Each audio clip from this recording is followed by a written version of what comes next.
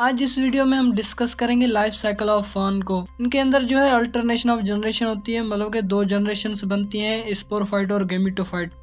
अब अगर उनकी शक्ल की बात करें तो उनकी दोनों की शक्ल डिफरेंट होती है, इसलिए इनकी अल्टरनेशन ऑफ जनरेशन को हम कहते हैं हेटेरोमॉर्फिक। और इनकी जो है स्पोरोफाइट फेज या हम कहें जनरेशन वो डोमिनेंट होती है।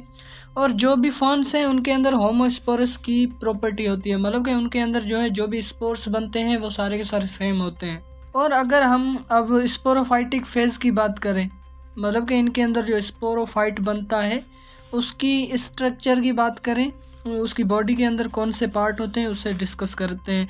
तो पहले जो स्पोरोफाइट होता है वो डिप्लॉइड होता है, मतलब कि उसके अंदर क्रोमोसोम का जो नंबर है वो कंप्लीट होता है, सही है।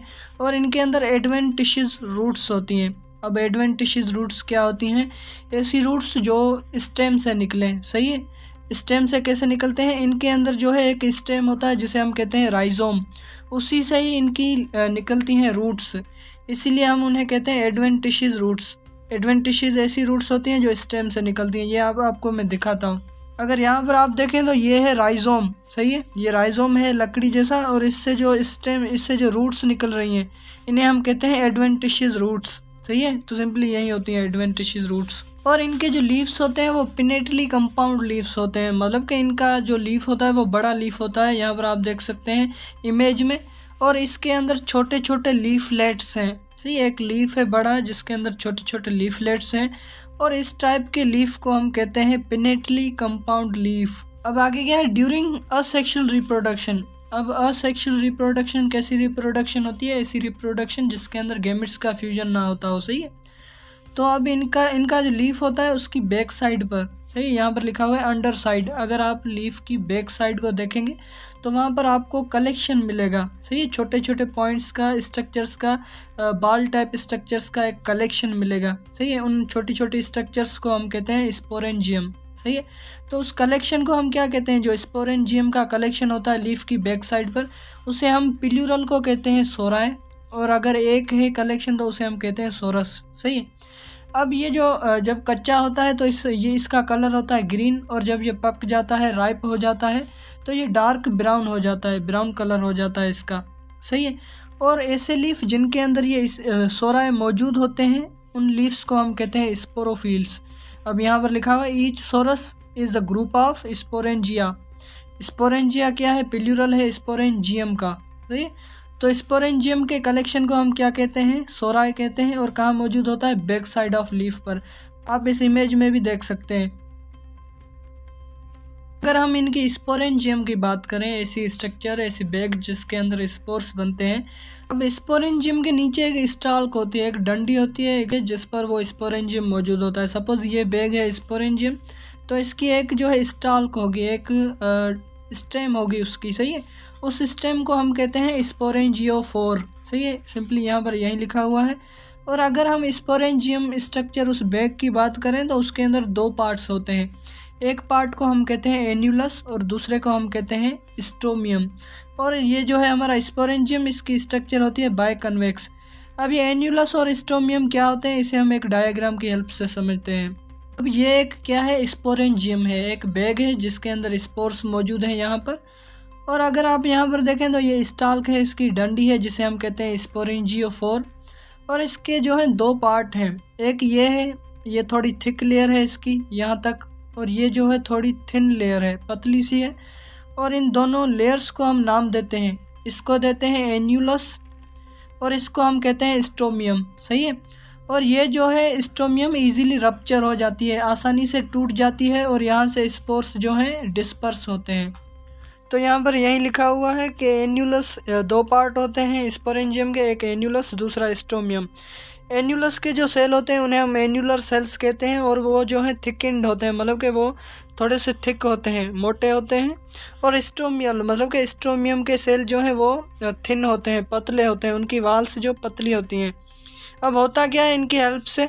अगर आप यहाँ पर देखें तो ये पार्ट जो है ये क्या है? ये है स्टोमियम, और ये जो है थोड़ा सा मोटा सा पार्ट जो है थिक सेल्स पर जो कंसिस्ट करता है उसे हम कहते हैं एन्यूलस, सही है। तो ये जो है स्ट्रोमियम की जगह से ये जो है स्पोर एंजाइम रप्चर होती है, टूटती है, ताकि स्पोर्स जो है डिस्पर्स हो जाएं, जो है निकल जाएं इससे। अब आगे क्या है, इन स्पोर एंजाइम के अंदर क्या होता है, एक सेल होते हैं, ऐसे सेल होते हैं जो डिप्लॉइड होते हैं, सही है।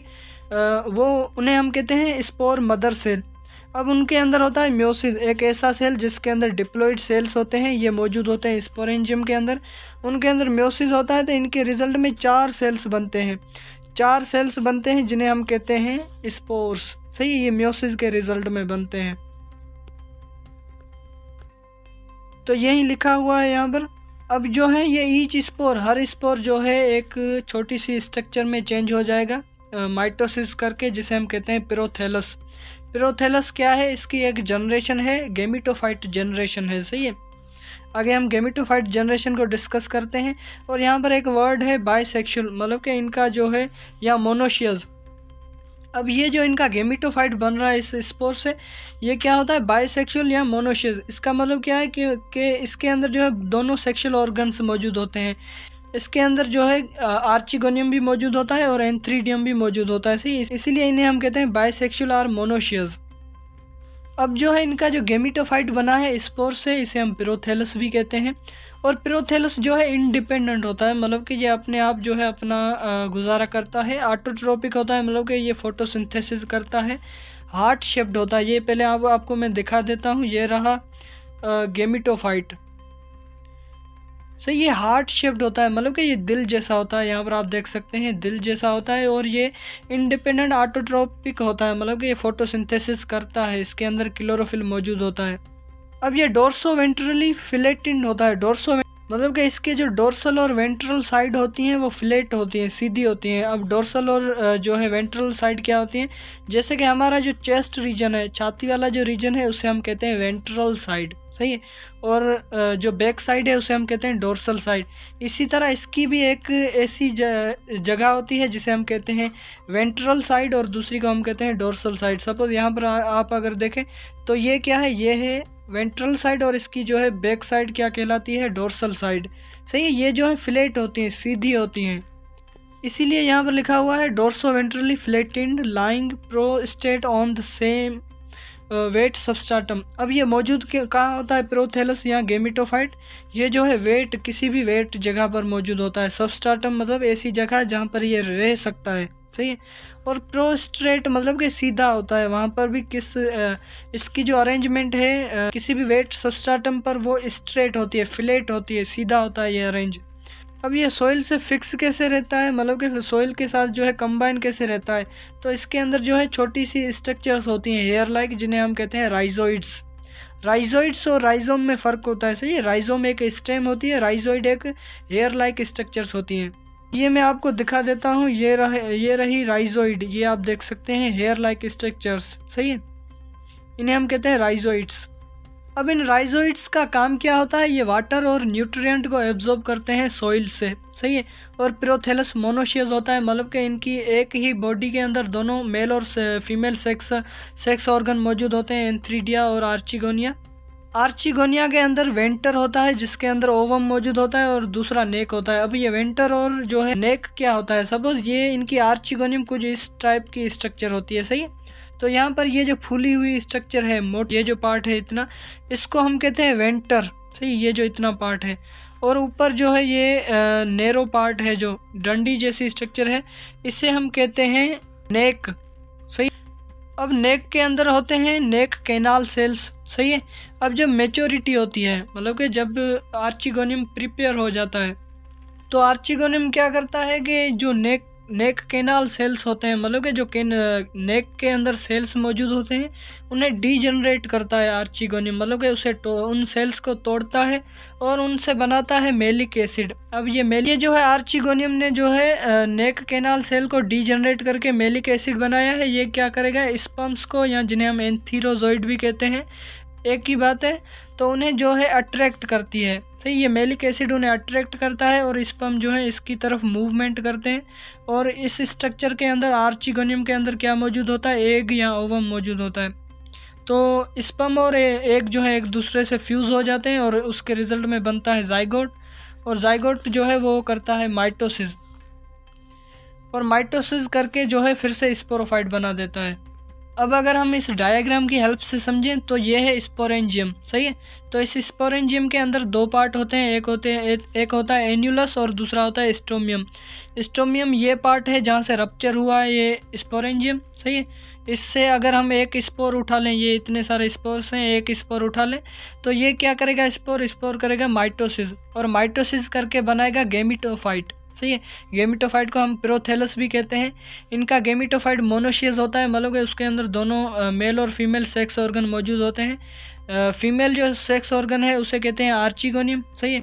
आर्चिगोनियम का जो नीचे वाला पार्ट है, नीचे वाले पार्ट को हम कहते हैं वेंटर और ऊपर वाले पार्ट को हम कहते हैं नेक, सही है। अब आर्चिगोनियम के अंदर मौजूद होता है एग, सही है, ओवम भी कहते हैं जिसे। अब ये आर्चिगोनियम जब मैच्योर हो जाता है, मतलब कि जब फुली प्रिपेयर्ड हो जाता है, डेवलप हो जाता है, तो ये क्या करता है, जो नेक के अंदर सेल्स होते हैं जिन्हें हम कहते हैं नेक कैनाल सेल, उन्हें डीजनरेट करता है, उन्हें तोड़ता है और मेलिक एसिड बनाता है।